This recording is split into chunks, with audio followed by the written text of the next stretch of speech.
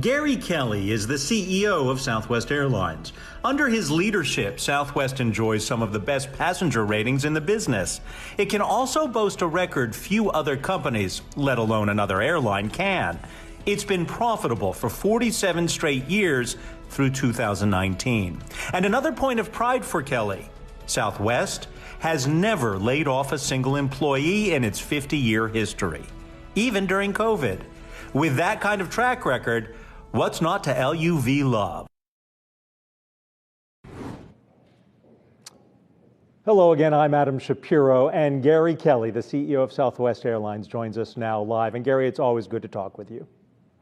Hey, great to be with you, Adam. Thanks for having us. The purpose of what we're doing today is the path forward.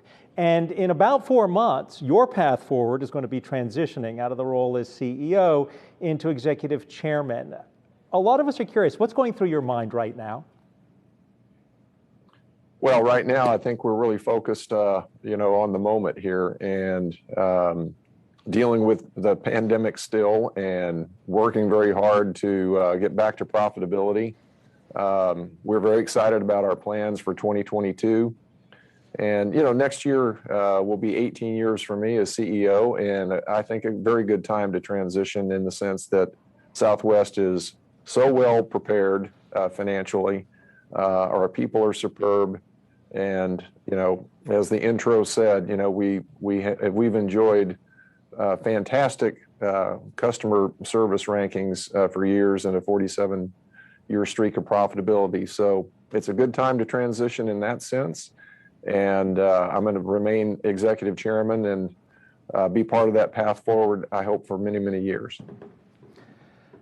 Sometimes when you look at the path forward, where we've all been impacts where we're going. So let's take a look back, because the Southwest Airlines, most of us know, is roughly 50 plus years old, even though the airline has its origins back in 1967. And I want to read something I found from an article in 2018. And they said, the main reason Southwest makes so much money is because people love working there. Unlike much of corporate America, it realizes happy employees will make you money. You have always said that your greatest achievement has been no layoffs. You even just mentioned that. The airline's never been bankrupt. The other carriers have. How important is that relationship for the airline with its employees? Because even today, there are occasionally those hiccups. Well, it's the most important thing. It always has been, and it always will be at Southwest Airlines. The culture is very, very strong. But you just think about what it takes to create a business, a good business, a bad business. It takes so many different inputs. And in our particular case as an airline, it's very capital intensive with all the aircraft that we invest in. It's very energy intensive. As a transportation company, we buy a lot of jet fuel. It's heavily regulated, very much subject to economic cycles. And it's very people intensive, very labor intensive. So all those things have to be managed well to be successful. But ultimately, it's people who do all of those things. And so you very quickly realize it takes a lot of people. It takes a lot of teamwork. It's a customer service business as well. Our customers are experiencing our product as we're making it. And one of the huge advantages that we've had competitively over 50 years is our customer service, which means our people. And I didn't invent it. Herb Kelleher said, our people come first, they'll take care of our customers, and then everything else takes care of itself in terms of other stakeholders, especially shareholders. And I think what that translates to is when you get up to bat and times are really tough, do you really put your money where your mouth is? And through 9/11, through wars, through fuel price spikes, through the Great Recession, and now the pandemic, we've never had a layoff. We've never had a furlough. We've never had a pay cut. And yes, I'm very, very proud of that. The 47 years of profitability obviously goes hand in hand with that. And you can't accomplish that unless you're successful as a business also. But the two do go hand in hand. Well, many of today's CEOs studied Southwest's brand, Southwest's business model when they were in business school. And if you go to the investor page, you can read the Southwest promise. And the company's promise includes that employees will be provided the same concern, respect, and caring attitude within the organization that they're expected to share externally with every Southwest customer.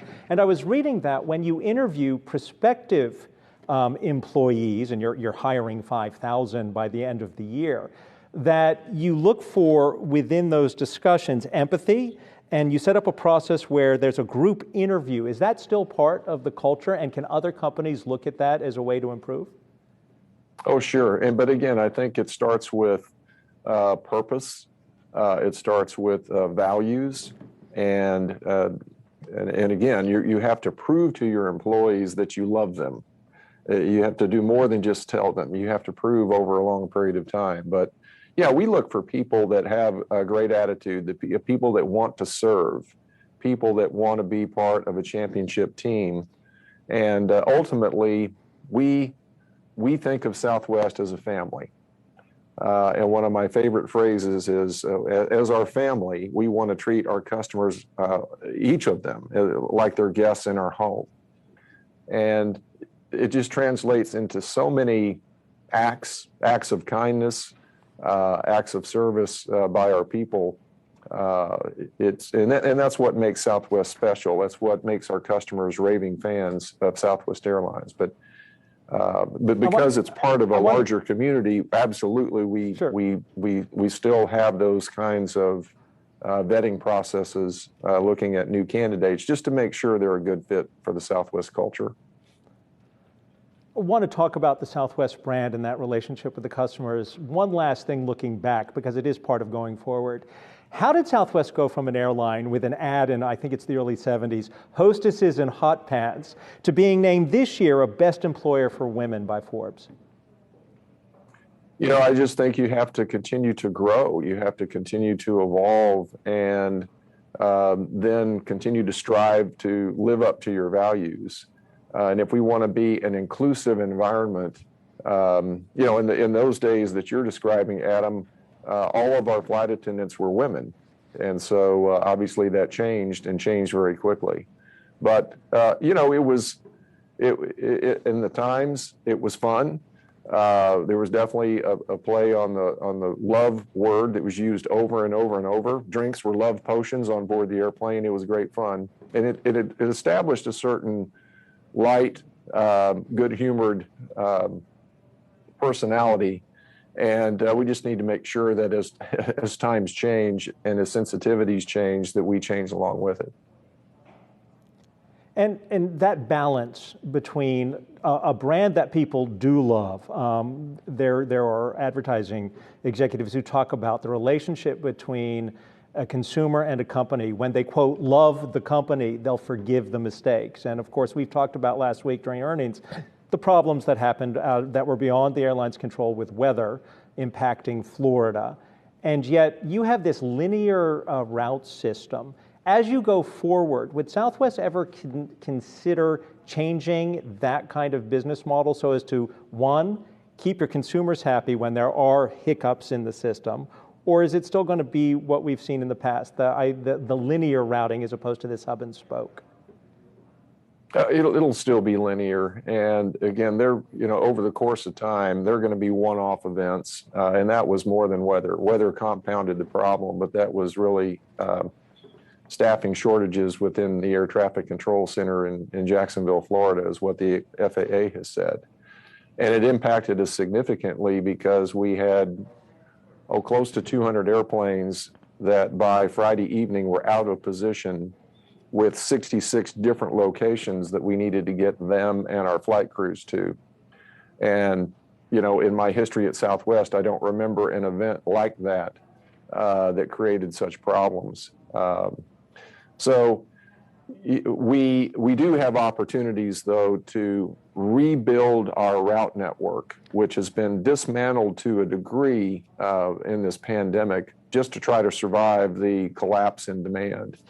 So we've got a theory that we call backbone, which is a real dense set of frequencies between important city centers in our route map. And we'll build those back, and it will definitely create better resilience for us to recover in the future. So it's a very tried and true system. Obviously, it served us well. No one comes close to the success that Southwest has had in the airline industry. So every reason to believe that we can continue to be very successful with this point-to-point system going forward. As we look at the industry going forward, you have served as chairman of the board of directors of Airlines for America. What does the industry face next year and the year after as it recovers from the pandemic? Are there hurdles in the way that we're not paying attention to now, but that are coming at us? Well, I think if you just think about broader industry issues, traffic demand obviously collapsed in 2020. It has recovered nicely in some ways, in other ways, not so much.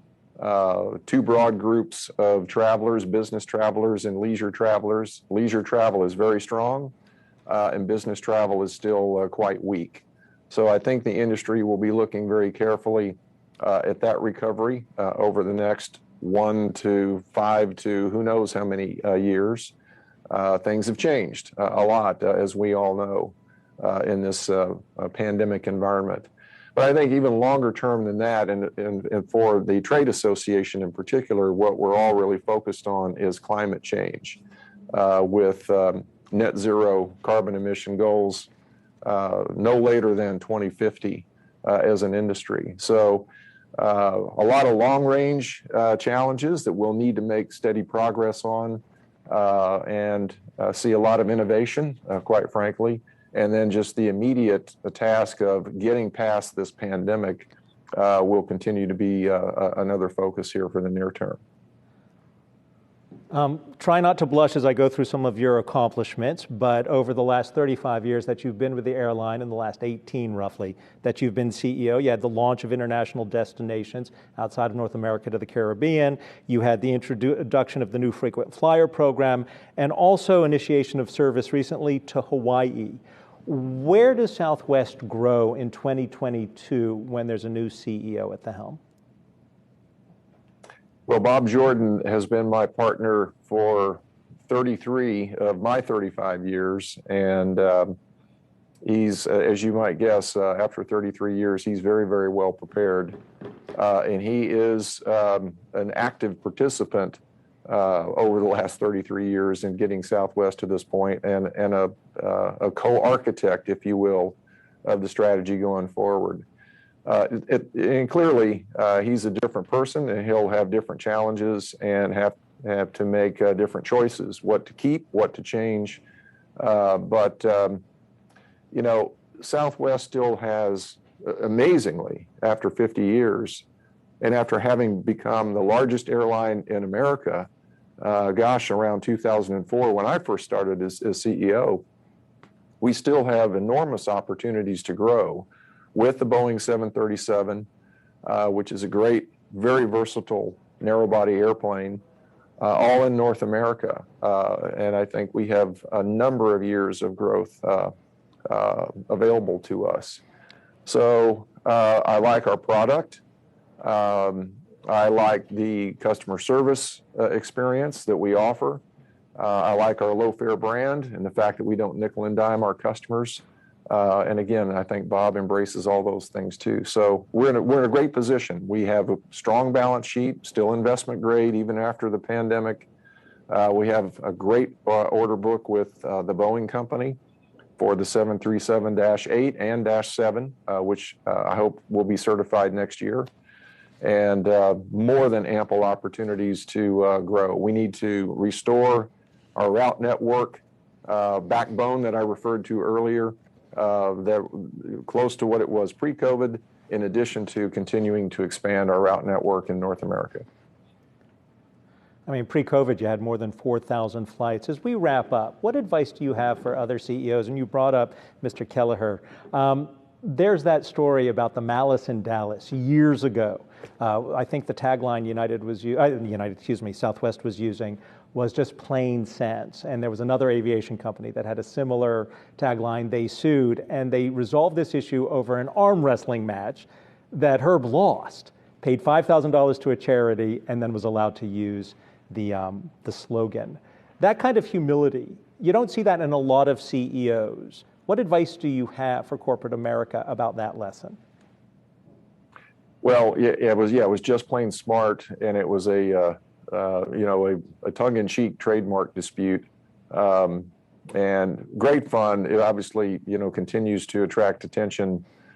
Almost 30 years later, I guess 29 years later.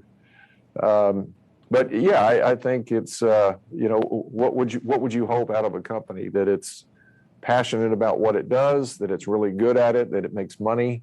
To paraphrase Jim Collins. And then, when we look at our people, we ask them to work hard and treat everybody with respect. But, don't take yourself too seriously. We want to strive to be the best, and that's a never-ending pursuit. But it just pays to be humble because, sometimes things don't go perfectly. But I think the word love, humor, family, those are all important for us. And it all leads up to a strong desire to take great care of our people and then in turn our customers. That's why we've never had a layoff. That's why we've never had a furlough, because we care about our people. They're part of our family. So all that I think is critically important to our success. And I think it works for any company to just to care, and especially about your employees. Gary Kelly is the CEO at Southwest Airlines. Thank you very much for joining us. Thanks for having us, Adam.